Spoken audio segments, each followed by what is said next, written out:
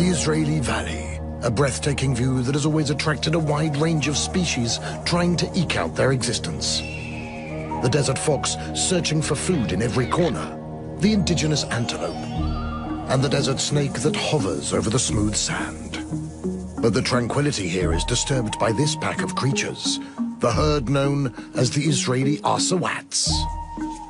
This herd belongs to the tribe known as the skinny Arrasowats, lean-looking Arsim who exploit their nimble build to escape from the wardens of the reserve. The skinny Arrasowats are essentially a part of the R tribe, Arsim who communicate between themselves using just one syllable, R.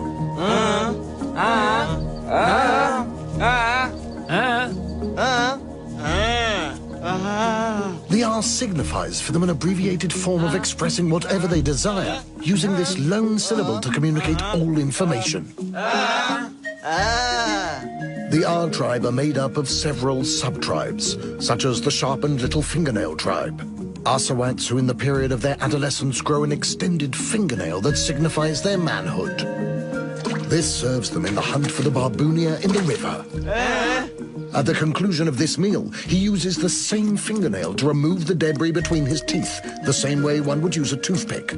Other species from this family are the Havanagila tribe, the religious Arrasowats, the hipster Arrasowats, the hairdresser Arrasowats, the Malvimberibit, and of course the most veteran species of all, the tribe of the Chai, the Tzomer, and the Domem, his brain. Without exception, they all worship one thing.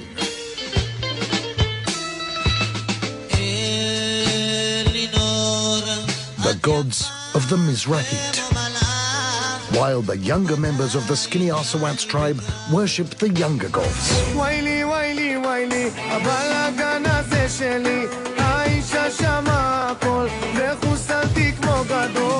These musical Arrasowats also like to spend their spare time playing cards. Our anthropologists understand this and plant a hidden camera next to a green card table. Let us observe how they react. But what really interests our anthropologists are those that lose in the card game, the victims of the Malvimberibit.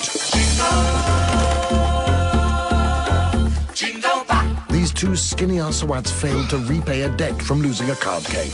The skinny Arrasowats attempt to employ their physical lightness, but the Malvimberibit is determined to receive his dues. The tension is at its peak. Despite their physical toughness, most members of the tribe are driven by a naive and natural curiosity. They tend to roam and gather behind news reporters covering events in the reserve. For some unknown reason, the Arrasowats like to congregate behind these reporters and form a connection with a world less familiar. Towards the anthropologists who have come to document them, however, they will be less friendly. This tribe belongs to a group with a small brain and penis, a tribe who particularly enjoys partaking in mass altercations. Katla means a fight.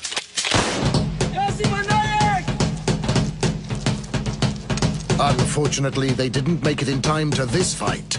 The park rangers got there first. The average speed of the skinny Arrasowats can reach up to 35 kilometers an hour.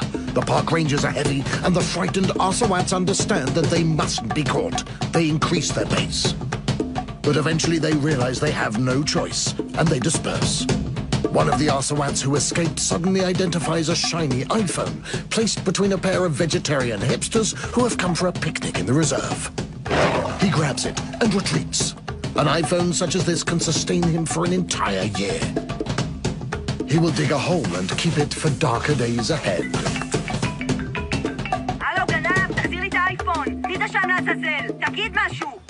However, the female hipster fails to comprehend him. The Arrasowat will place it in a bag and bury it in a hole. There are days of hunger ahead.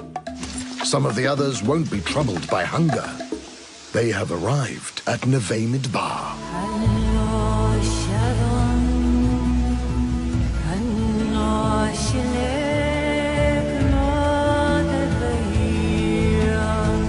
Here, they meet the females of the hairdresser tribe who have come to practice hafifa in the river.